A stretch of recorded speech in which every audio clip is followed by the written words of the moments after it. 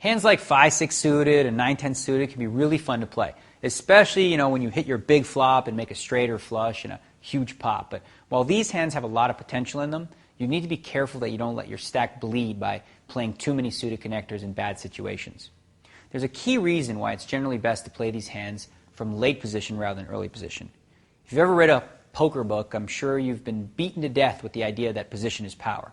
Well, let me beat you over the head with it one more time by illustrating how much more difficult it is to play suited connectors out of position.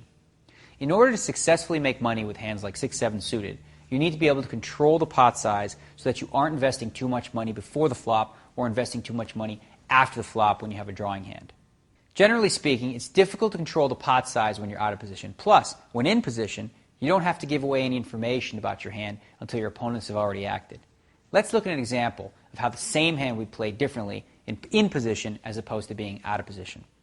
Let's say you called a small raise in position with 6-7 suited and the flop came Jack 9-4.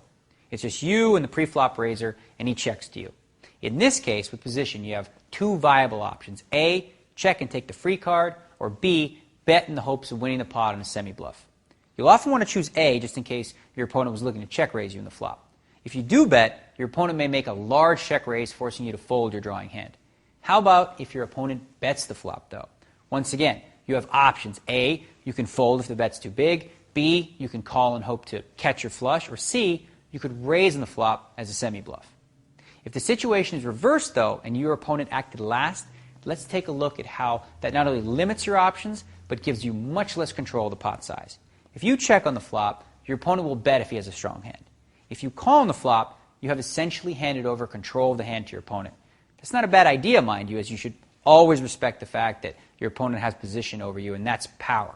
Still, though, checking and calling doesn't put you in a great situation, as it'll be difficult for you to win this pot with a bluff later in the hand.